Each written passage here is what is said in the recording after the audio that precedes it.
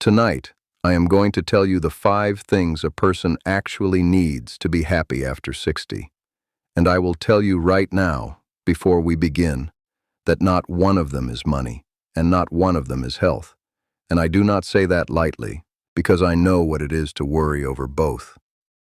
Stay with me, because the old ones watched people grow old for 10,000 years before anyone built a retirement home. And they knew something we have almost forgotten. They knew that the last third of a life has its own food. Things that fed you at 30 will not feed you at 70, and people starve in their later years, not for bread, but because nobody ever told them what the new food is. I have buried friends who had everything and were empty. I have sat with elders who owned almost nothing, and were so full that young people drove long distances just to sit near them. The difference between those two kinds of old age is not luck. It is 5 things. I have watched it my whole life, and my grandmother taught me the list when I was too young to need it. The way you give a young man a winter coat in the summer. Here's the first thing. You need something that waits for you in the morning, not something you wait for. Something that waits for you. A dog who listens for your step. A garden that will wilt without your hands. A grandchild who asks for you, a neighbor who cannot lift the feed sack alone anymore. It can be small, it can be a single row of beans, but it must be alive, and it must need you. My grandfather said, "A man does not rise from his bed because he slept enough. He rises because something on the other side of the door cannot start its day until he comes." The old ones knew that the most dangerous morning in a person's life is the first morning when nothing needs them. That is the morning the spirit begins to pack its bags. You do not need a reason to live. That is too big, and nobody has one every day. You need a reason to rise. Those are smaller, and you can plant one this week. I knew a man named Walter who lost his wife and sat down in his chair like a stone dropped in a lake. His daughter was wise. She did not bring him casseroles and speeches. She brought him 3 hens and said, "Papa, I cannot keep them in town." Those 3 foolish birds pulled that man out of his grave one morning at a time. He complained about them every single day for 9 years, and every single day for 9 years he was up at dawn. Find the thing that waits for you. If nothing waits, choose something and begin. And do not tell me you are too old to start, because I have heard that from men younger than my boots. You do not need to build a barn. Start with one living thing. A tomato plant on the windowsill needs you every single morning, and it does not care about your knees. A bird feeder empties itself just to give you a job. There is a widow on your road who has stopped cooking real suppers because cooking for one is the loneliest arithmetic there is. And if you told her you would come by Thursdays, she would cook, and you would both have a Thursday that waits for you. The old one said, "The Creator does not hand the morning to the deserving. He hands it to the needed. Make yourself needed by something before this week is out, and the mornings will start handing themselves to you again." Now, the second thing. And before I say it, one quiet word, because it belongs exactly here. These 5 teachings tonight are part of a larger gathering.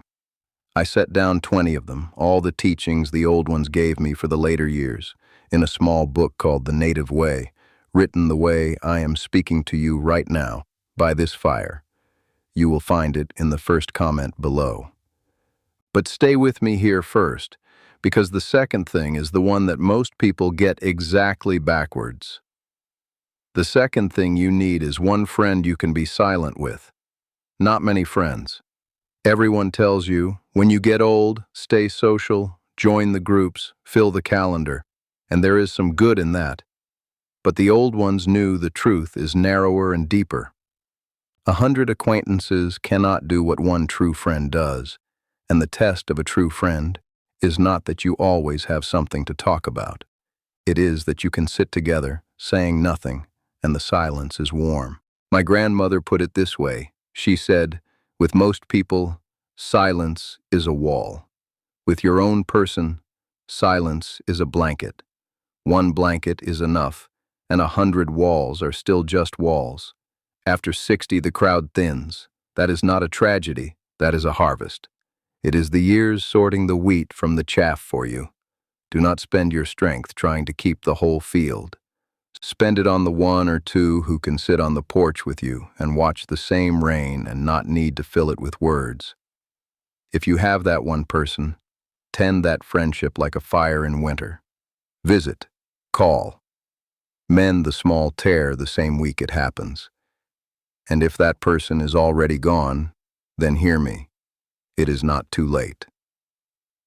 Some of the deepest friendships I ever saw were planted after 70, between two people who had both lost their blanket and wove a new one out of two old threads. The third thing you need is work for your hands that no one pays you for. The old ones did not have a word for retirement. I want you to think about that. 10,000 years, and no word for it because no one ever did it. The elders stopped doing the heavy work, yes, but they never stopped working. The hands that could no longer swing the axe wove the baskets. The knees that could not climb taught the children by the fire. The old ones moved from the work of the back to the work of the hands, and from the work of the hands to the work of the voice, but they never once moved to nothing, because they knew a person is a river. The day it stops moving, it is not a resting river. It is a pond, and ponds go green. So you need work, not a job. A job is what you were finally allowed to put down, and good riddance to the parts of it that bent you. I mean work your hands chose, wood, bread, a quilt, a fence mended for a widow, tomatoes given away by the bagful. Something where, at the end of the day, a thing exists that did not exist in the morning, and your hands made it. Joy in the later years is not rest. Everyone gets that wrong. Joy is unhurried work that is finally your own. There was a man called Eli in my grandfather's time who made the best axe handles in 3 valleys, and in his old age his eyes began to fail him, and everyone said, "Well, that is the end of Eli's handles, poor Eli." And Eli sat in his dark for 1 winter, and I am told it was a bad winter, and I believe it. And in the spring he came out of his house and went back to his bench, and he made handles by feel, slower, running his thumb down the grain the way you would stroke a cat, over and over, listening to the wood with his hands. And here is the thing that nobody expected. The handles got better.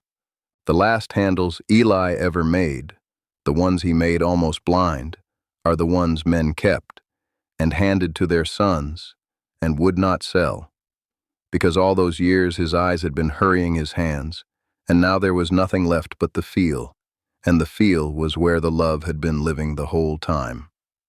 Your hands do not retire. They only wait to be asked. Ask them. The fourth thing you need is peace with the life you did not live. This is the quiet one. Nobody talks about this one, and it is the heaviest of the 5. Every person who reaches 60 is carrying 2 lives, the one they lived and the one they meant to live, the land they never went back for, the music they set down when the children came, the person they did not marry, the shore they never saw, the man or woman they were certain they would become when they were 20, and the road was long. And in the later years, that second life, the unlived one, begins to visit. It comes at night mostly. It sits on the edge of the bed and asks quietly, "What about me?" And here is what the old ones knew. You cannot chase it out, and you cannot obey it. If you spend your last decades grieving the life you did not live, you will lose the one that is still in your hands, and then you will have lost both. My grandmother had a teaching for this, and it is one of the most beautiful things she ever said to me. She said, "The path you did not take, it was never empty." Another version of the story walked it, and that story is not yours to carry. You were given this one. A person who waters a neighbor's field while his own dries up is not generous. He is lost. I watched two brothers face this one, and I will tell you about them, because they chose differently, and I saw both roads to the end. When they were nearing 70, both of them widowers, the younger one became convinced that his real life had been stolen from him by the farm, and that it was waiting for him somewhere west. And he sold his half to his brother and went to find it. And I will not lie to you and say he had no good days out there. I think he had some. But he was not chasing a place. He was chasing a man who did not exist, the 20-year-old version of himself. And that young man was not West. He was nowhere. He was 40 years gone. The younger brother came back after 3 winters, thinner, quieter, and the life he had called a prison had gone on without him, and now there was no place set for him in it. The older brother stayed. Same griefs, same regrets, same other life whispering at night. But he planted an orchard at 69. Everyone laughed. An orchard at his age. He would never eat from those trees. He knew that. He planted it anyway. And I have eaten those apples. And I want to tell you, the last years of the brother who stayed were heavy with fruit in every way a life can be. And the last years of the brother who chased were empty in every way a life can be. And they started from the exact same doorstep. So make peace.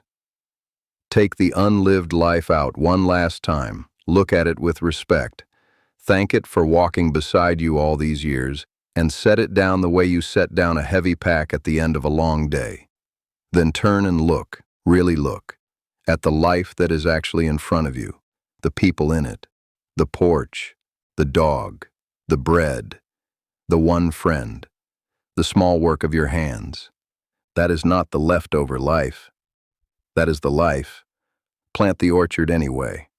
And the fifth thing you need is someone to hand it all to. Everything the first 4 things build up, the reason to rise, the deep friend, the work of your hands, the peace you made, all of it turns into happiness the moment it starts flowing through you to someone younger. And it turns into sorrow the moment it pools up inside you with nowhere to go. The old ones were not honored because they were old. Let us be honest. There are old fools. I have met them. And some mornings I have been one. The elders were honored because they were rivers. Everything they had gathered in 60, 70, 80 years, every teaching, every scar that became a story, every skill in their hands, it all flowed downhill to the young, and everyone drank from it. You have something. I do not know what it is, but I know you have it. Bread, carpentry, how to keep a marriage alive for 50 years, how to bury someone you love and keep breathing, how to plant corn, balance a ledger, gentle a frightened animal, sit with the dying.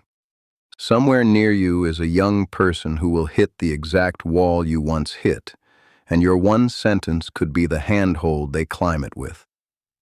Find them. A grandchild, a neighbor kid, the young man at the church, the granddaughter who calls on Sundays. You do not need to lecture them. Just let them stand next to you while you work and talk while your hands are busy. That is how the old ones taught everything. The teaching soaks in sideways, like rain.